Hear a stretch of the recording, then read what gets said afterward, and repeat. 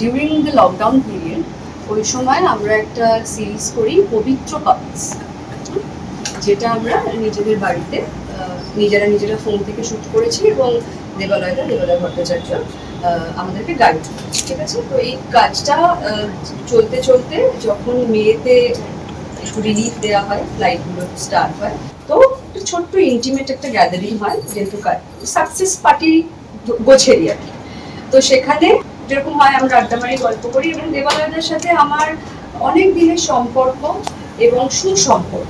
তো পার্টিটা যখন শেষের দিকে সবাই যখন বেরিয়ে যাচ্ছে, দেবালয়দা হঠাৎ করে আমার হাতটা ধরে টানে এবং যেখানে ওই বিষয়টা চলছিল, মানে যে স্পেসটাকে চেয়ারটায় রাখা ছিল, সবাই আড্ডা মারছিলাম, তার ঠিক সংলগ্ন একটা রুম ছিল, সেখানে আমাকে টেনে নিয়ে যায়, দেয়ালে একটা ধাক্কা মেরে আমার মানে এটাকে কি বলে শোল্ডার দুটোকে করে আটকায় এবং আমাকে কিস করার চেষ্টা করে, চুমু খাওয়ার চেষ্টা করে।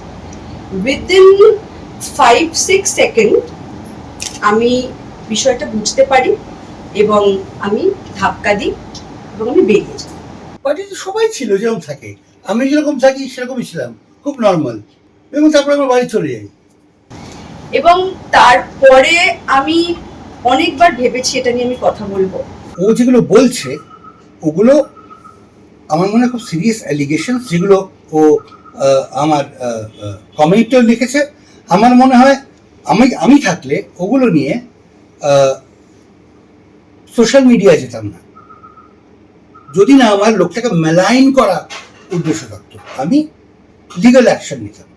সেই সময় আমার যে পরিস্থিতি ছিল প্রফেশনাল জায়গা থেকে আমি বলছি, তো সেটাতেও না আমি একটু পিছিয়ে ছিলাম। তার কারণ সেই সময় আমি একটা শহরে চলে গেছি, কোভিড হয়ে গেছে, এখানে আসছি, কাজকর্ম শুধু আমার না সবারই খুবই আনস্টেবল, এবং যে সমাজের মধ্যে আমরা থাকি আমরা জানি যে যখনই একটি মেয়ে বা বিশেষ করে একজন অভিনেত্রী যখন কথা বলতে আসে এইসব নিয়ে, তাকে প্রথমেই বলে দেওয়া হয় যে ওর তো কাজ নেই এখন, তাই ও অ্যাটেনশন সিক করছে, এইসব বাজে কথা বলে। উনি আমাকে নানা রকম থ্রেট দিয়েছেন, অনেক কথা বলেছেন, হাবি জাবি জানা জানা সেই করেছেন। এরম ধরনের আরো বেশ কিছু কেস আছে, এবং তার সাথে এমন একটা কেস আছে যেটাতে একটি মাইনর ইনভলভ।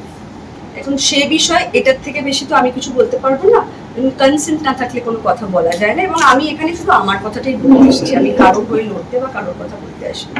প্রেস কনফারেন্স শুনেছি, একেবারেই কনভিন্সিং লাগছিল না, অনেক ভালো অভিনেত্রী, ও খুবই খারাপ অভিনয় করেছে। সেদিন রাত্রিবেলা আমি যখন একটা পোস্ট দেখি দেবালয় ভট্টাচার্যের, তোমরা সবাই দেখেছো কিনা জানি না, তো সেই পোস্টটা আমাকে ভীষণ ট্রিগার করে। সেখানে উনি কিছু প্রফেশনাল এথিক্স, ন্যায় নীতির কথা বলছেন, যেটা আমি প্রচন্ড ট্রিগার হয়ে যাই, এবং ট্রিগার হয়ে যাওয়ার পর আমার মনে হয় যে এই প্রশ্নটা তো এখন আমায় কেউ করতে পারবে না যে আমার কাজ নেই বলে আমি অ্যাটেনশন চাইছি। দেখো, আমি ফেসবুক গ্রুপে থাকি না, ফেসবুকে মাঝে মাঝে আমি যাই। আমি একটা পোস্ট করেছিলাম সেদিন, এবং সেই পোস্টটার পরিপ্রেক্ষিতে একজন যাদের নিয়ে পোস্ট করা তার মধ্যেই একজন, সে আমাকে ফোন করে এবং বলে যে দেবালয়দা, তুমি যেগুলো লিখেছো এগুলো লিখো না, কারণ লোকে ভুল বুঝবে। হ্যাঁ, ইউ আর তোমার যে সেন্স অফ হিউমারটা এখানে কাজ করছে না, ইটস নট ওয়ার্কিং। তার সঙ্গে কথা হয়, আমি তারপর সকালে উঠেই ঘুম থেকে ডিলিট করে দিয়ে তাকে লিখি আমি ডিলিটেড, সরি দেখে নে। এই যে, এবং সেটা কিন্তু আমার কাছে তার প্রমাণ আছে। তারপরে আমার কাছে হঠাৎ একটা পোস্ট আসে যে এখানে নাকি একটা কমেন্ট এসছে এরকম। তখন আমি কমেন্টটা দেখি এবং আই ওয়াজ শকড যে আমার চরিত্র নিয়ে একটা দীর্ঘ বিশ্লেষণ করেছে কেউ নয়, অঙ্কিতা চক্রবর্তী, যার সঙ্গে আমার লাস্ট 5-6 বছর কোনো কাজ করিনি আমি, এবং সেখানে একজন মাইনারকে চেনেও কথা বলা হয়। ঠিক আছে, এবার প্রবলেমটা হয়ে যায় এখানেই, আমি যে পোস্টটা ডিলিট করে গেছি সেটা তো আনডিলিট করতে পারবো না। এবার বাকি সমাজ মাধ্যম দুয়ে চার করে যে অঙ্কিতা চ্যাটার্জিটা লিখেছে বলে দেবালয় ডিলিট করেছে, তার মানে নিশ্চয়ই দেবালয় দোষী হয়ে গেল। তার মানে কি, মিডিয়া ট্রায়াল হয়ে গেল। আমি কিন্তু কোনো কথা বলিনি। এই কথাটা যখন সারফেসে চলে এসছে, ওনার পোস্ট এবং আমার কমেন্ট সবটাই, তারপরে যেটা উনি করলেন এই 2-3 দিন আগে, রাইট, ডেটটা আমরা মেনশন করেছি, তোমরা যদি চাও আমরা যে লিগ্যাল নোটিশটা করেছি সেটার কপি তোমাদেরকে প্রোভাইড করে দেওয়া হবে। তো সেখানে আমাদের একজন সিনিয়র দাদা বলো, বন্ধু বলো বা কলিগ বলো, সে এই পোস্টটা দেখে বা কারোর থেকে শুনে বা কিছু হয়ে ওকে কাউন্টার করতে যায়।